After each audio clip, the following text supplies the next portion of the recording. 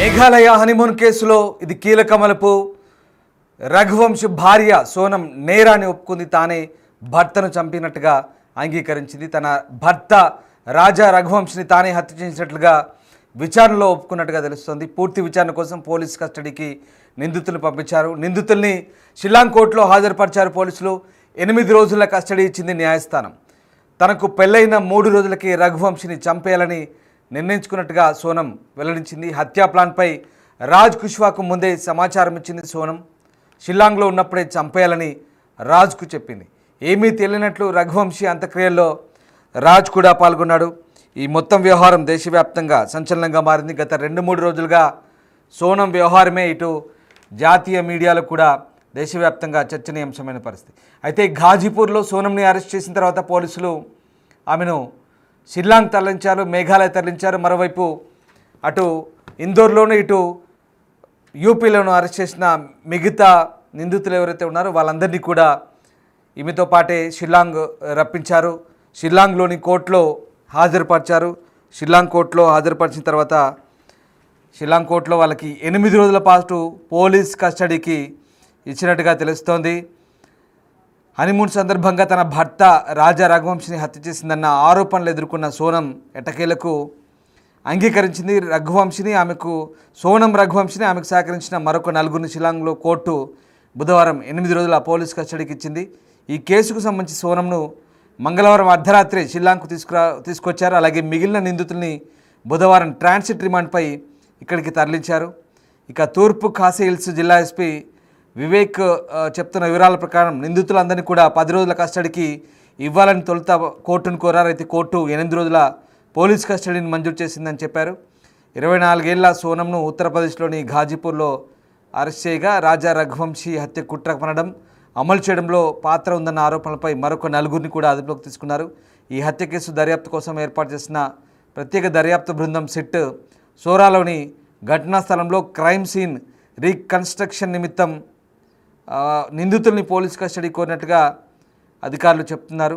So రకంగా ఇండోర్లో arrest అయిన నిందితులకు సెట్ 6 రోజుల రిమాండ్, ఘాజీపూర్లో పట్టుబడ్డ వారికి 3 రోజుల కోర్టు రిమాండ్ విధించినట్టుగా తెలిసింది. సో మొత్తం మీద ప్రస్తుతానికి ఈ వ్యవహారానికి సంబంధించి కోర్టు పూర్తి స్థాయిలో ఇక నిందితులందరినీ కూడా 8 రోజుల రిమాండ్కి అయితే అనుమతించినట్టుగా తూర్పు ఖాసీ హిల్స్ ఎస్పీ చెప్తున్నారు. సోరాలో నేరస్థలాన్ని పూర్తిగా రీకన్స్ట్రక్షన్ చేసినప్పుడు సిట్ దర్యాప్తు బృందం ఏదైతే ఉందో చాలా అంశాలైతే వెల్లడైనట్టుగా తెలుస్తోంది.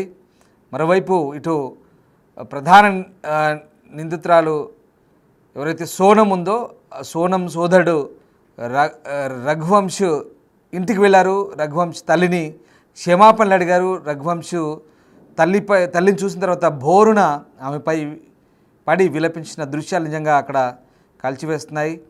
ఇక ఒకటే చెప్తున్నాడు ఇక్కడ సోనం సోదరుడు గోవింద్ ఒకటే చెప్తున్నాడు, వారి కుటుంబానికి అండగా ఉంటాను. నిజంగా ఇది నా చెల్లి చేసిన చాలా తప్పు. ఇప్పటి నుంచి ఇక ఆమెతో సంబంధాలు తెచ్చుకున్నాం. ఆమె మా చెల్లి కూడా కాదు, చాలా అన్యాయం చేసింది. రఘువంశ్ అంటే నాకు చాలా ఇష్టం, చాలా గౌరవం వాళ్ళ కుటుంబం అంటే. నా చెల్లి చాలా తప్పు చేసింది, ఇక నుంచి ఆమె నా చెల్లి కాదు అంటూ బోర్న విలపించాడు. ఆ దృశ్యాలు చూడండి ఒకసారి. రఘువంశ్ తల్లి విమలా రఘువంశ్ పాపం ఆమెపై పడి ఏడ్చాడు. ఇక కొడుకుని కోల్పోయిన ఆ తల్లి దగ్గరికి వెళ్ళి ఓదార్చాడు, ఏడ్చాడు. నేను మీ కుటుంబానికి అండగా ఉంటాను, న్యాయం జరిగే వరకు నేను మీతోనే ఉంటాను. అవసరమైతే లాయర్ని ఏర్పాటు చేసి నేనే నా చెల్లికి వ్యతిరేకంగా పోరాడతాను. ఇప్పటికే దానికి సంబంధించిన దర్యాప్తు జరుగుతుంది. నా చెల్లె నేరస్తురాలని తెలిస్తే కనుక ఆమె ఖచ్చితంగా ఉరిశిక్ష వేయాల్సిందే. కానీ ఇప్పుడు ఒకవేళ ఇంకా కోర్టు పూర్తిస్థాయి నిర్ధారణ చేయనప్పటికీ ఇప్పటికే నా చెల్లె తప్పు చేసినట్టుగానే బయటపడుతున్న విషయాలను బట్టి నాకు అర్థమవుతుంది. కాబట్టి నా చెల్లె దోషి ఇందులో అంటూ చాలా క్లియర్గా చెప్తున్నాడు. అటు రఘువంశ్ సోదరుడు విపిన్తో కలిసి గోవింద్ మీడియాతో కూడా మాట్లాడారు. వాళ్ళ కుటుంబానికి అండగా ఉంటా అన్నారు. ఒకసారి ఏం మాట్లాడారు చూద్దాం. उसने कबूल करा नहीं करा मुझे आइडिया नहीं है। मैंने ऐलान कर दिया कि उसने जुर्म करा है, उसके लिए मैं खड़ा हूँ। मैं खुद उसकी लड़ाई लड़ूंगा। मैं राजा के साथ हूँ। आप सोनम को बाइकआउट कर रहे हैं? मैं बिल्कुल सोनम को बाइकआउट। सर, आपके माता पिता अभी भी इस बात को स्वीकार नहीं कर रहे हैं। नहीं, हमारे माता पिता ने स्वीकार कर लिया है। देखिए, सुबह 8 बजे जब आप लोग पहुंचे, मैं उस समय फ्लाइट में था, मैं माँ बाप को बता नहीं पाया था, इसलिए मेरे पिताजी ने बहुत सारे बयान दिए हैं, मगर उसमें यह है कि उनको कुछ भी नहीं पता था। जब मैंने उनको बयान करा तो उसके बाद में बाइकआउट उनने भी करा है और वो मीडिया के सामने नहीं आ पा रहे हैं। और पिताजी मेरे हार्ट अटैक पेशेंट है, तो मैं खुद नहीं चाह रहा हूँ कि वो मीडिया के सामने आए, और क्योंकि अभी बहुत नर्वस है हम लोग, इसलिए। आप सोनम को बॉयकॉट करेगा आपका परिवार? बिल्कुल करेगा, परिवार नहीं करेगा, पूरा समाज करेगा। आपने माफी मांगी परिवार से? बिल्कुल, मैं माफी तो मैं मांग रहा हूँ, मगर देखिए, माफी मांगने से मेरा कुछ भी नहीं होगा। मैं हमेशा दंडवत प्रणाम करूंगा इनको, और मैं हमेशा इनके साथ खड़ा हूँ। मुझे आइडिया नहीं था। हत्या के पीछे वजह क्या लगी सोनम को? देखिए, उससे बात होती तो मैं आपको सब बताता, उससे इतनी बात नहीं हुई है। मैं आपको बयां करूंगा, थोड़ा सा ये 10 दिन का जो इनका पुलिस रिपोर्ट है ये हो जाने दीजिए। सोनम को सजा दिलाएंगे? बिल्कुल दिलाएंगे, मेरी तरफ से वकील खड़ा होगा इसमें। सोनम के खिलाफ आप वकील खड़ा करेंगे? नहीं, राजा के खिलाफ हम वकील खड़ा करेंगे, और सोनम के खिलाफ वकील खड़ा करेंगे। राजा की तरफ से रहेगा वो, मैं बोल रहा हूँ आपको। రైట్, మొత్తం మీద సోనం నేరం ఒప్పుకుంది. ఇన్ని రోజుల పాటు సోనం ఎలాంటి తప్పు చేయలేదు, అమాయకురాలంటూ తల్లిదండ్రులు చెప్పే ప్రయత్నం చేశారు. ఇంకా దర్యాప్తు జరగాలన్నారు. కానీ ఒక్కొక్క అంశం బయటపడిన తర్వాత వాళ్ళు కూడా తగ్గారు. ఆ తండ్రి దేవి సింగ్ కూడా ఇప్పుడు సైలెంట్ అయ్యాడు. తల్లికి విషయం తెలుసు, నెల ముందే ఆ కుష్వాని ప్రేమిస్తున్నాడని చెప్పిన అంశాలు కూడా తనకు తెలియదంటూ ఈ గోవింద్ చెప్తున్నాడు, సోనం బ్రదర్. కానీ ఇదంతా అబద్ధం అంటున్నాడు. అసలు మాకు ఇవన్నీ తెలియదు, పైగా ఆ కుష్వాకి రాఖీ కట్టేది నాతో పాటు దీది అని పిలిచేవాడు, ఇంకా అదేదో సిస్టర్ బ్రదర్ బాండింగ్ అనుకున్నాం, కానీ ఇలాంటి వ్యవహారం మాకు తెలియదన్నారు. అటు కుష్వా తల్లికి కూడా వీళ్ళిద్దరి మధ్య రిలేషన్ ఉన్నట్టుగా తెలియదంటూ గోవింద్ చెప్తుండడం ఇప్పుడు ఆసక్తి రేపుతుంది. ఈ దీది బాండింగ్ అనేది ఇప్పుడు ఒక వైరల్గా మారుతున్న పరిస్థితి. నిజంగా ఇలా మెదులుతూ సమాజం దృష్టిలో మళ్ళీ ఇలాంటి పని చేసింది అనేది తర్వాత అంత ఒక చర్చ. చాలా అంశాలు బయట పెట్టాడు ఇప్పుడు గోవింద్. ఎవరు? సోనం బ్రదర్. వాళ్ళ ఇంటికి వెళ్ళాడు, సారీ చెప్పాడు, నేను మీకు అండగా ఉంటా అన్నాడు. అంటే రెండు కుటుంబాల మధ్య సంబంధాలు బాగానే ఉన్నాయి, కానీ ఇక్కడ సోనం చేసిన తప్పుతోనే వ్యవహారం అంతా పూర్తిగా పక్కదారి పట్టింది. పక్కదారి పట్టడం అంటే కేవలం ఈ 2 కుటుంబాలు 3 కుటుంబాలే ఈ వేదనకు గురైన అంశం కాదు. ఇది ఒక 2 రాష్ట్రాల మధ్య ఇది చాలా ఇబ్బందికరమైన పరిస్థితులు. అంటే 2 రాష్ట్రాల మధ్య ఇబ్బందికరమైన పరిస్థితులు అంటే దాని అర్థం ఒక రాష్ట్రాన్ని పక్కగా, ఒక రాష్ట్రం నుంచి ఇంకో రాష్ట్రానికి వెళ్ళి ఆ 2 రాష్ట్రాల పోలీసుల్ని ఇబ్బందులకు గురి చేసినట్టు, అలాగే ఒక రాష్ట్రానికి సంబంధించిన ప్రతిష్టను దెబ్బతీసినట్టు. ఇక్కడ ఒక కమ్యూనిటీని, షిల్లాంగ్ మేఘాలయ కమ్యూనిటీని అంతా పరువు తీసే పనిచేసింది ఈ సోనం. తర్వాత వాస్తవాలు బయటకు వచ్చినాక సమాజం అంతా అది గ్రహిస్తుంది, తెలుసుకుంటుంది. అక్కడ మేఘాలయ పౌరుల, అంటే అక్కడి వాళ్ళు ఇలాంటి నేర చరిత్ర గలవారు ఇక్కడి నుంచి వెళ్తే ఇలా చేస్తారా అనే ఒక ముద్రని ఇప్పుడైతే చెరిపేసుకున్నట్టే. అలాంటి ఇబ్బంది లేదు, అక్కడ వాళ్ళ తప్పేం లేదు. ఎక్కడి నుంచో వచ్చి ఇక్కడ ఈశాన్య భారతంలో ఇలాంటి తప్పులు చేశారు. అంటే ఆ అడవులను, కొండలను, లోయల్ని ఆసరగా మలుచుకున్నారు, అనుకూలంగా మలుచుకున్నారు వీళ్ళ నేరాలకు. ఇదంతా ఇప్పుడు సమాజానికి తెలుసు, గ్రహించింది, దేశమంతా చూస్తుంది. సరే, ఇప్పుడు ఏం లేదు, ఇక 8 రోజుల రిమాండ్ ఇచ్చారు కాబట్టి ఇంకా దీంట్లో పెద్ద చర్చ అక్కర్లేదు.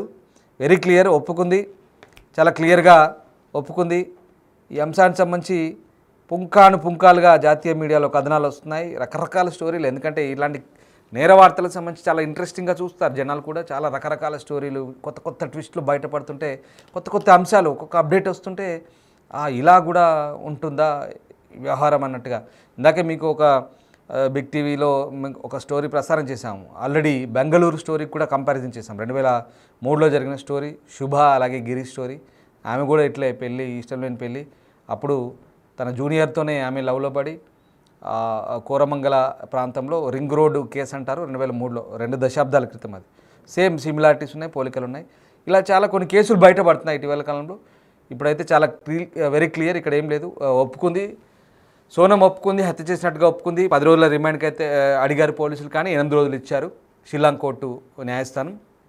ఈ 8 రోజుల్లో ఇంకా ఏమైనా చెప్తారా, ఇంకా ఏమైనా అంశాలు బయటికి రావాల్సి ఉందా? ఇప్పటికైతే ఆల్రెడీ ఒప్పుకున్నారు. ఆ మిగతా వికాస్, ఆకాష్, ఆనంద్ కుర్మి వీళ్ళంతా ఒప్పుకున్నారు సోనం చేయించిందని. సోనం కూడా చెప్పింది, ఒప్పుకుంది.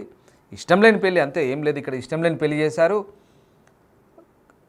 అంటే అంత సింపుల్గా తీసేయాల్సిన అవసరం లేదు. ఇష్టం లేని పెళ్లి చేస్తే చంపేయాలా పాపం, హత్యలు చేయాలా?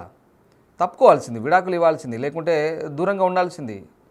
కాస్త ఎడమొహం పెడమొహంగా ఉన్నా సరే అర్థమయ్యేది, పక్కన పెట్టేవాళ్ళు, అందరు మళ్ళీ పెద్దలు కూర్చొని మాట్లాడుకునే వాళ్ళు అయిపోయేది.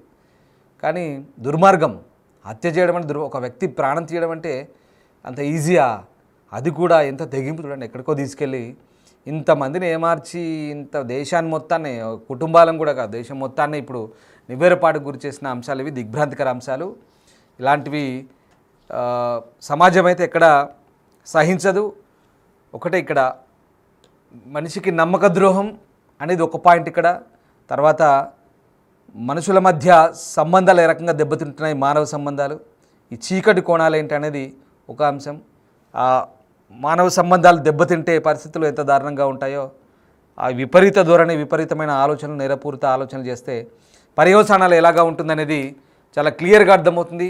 ఈ పర్యవసానాలకు ప్రతిరూపమే చూడబోతున్నారు ఇప్పుడు ఈ సోనం, అలాగే సోకాళ్ళు సుపారీ కిల్లర్స్ అనుభవిస్తారు, కటకటాలు లెక్క పెడతారు. తర్వాత జరిగేది కూడా అదే.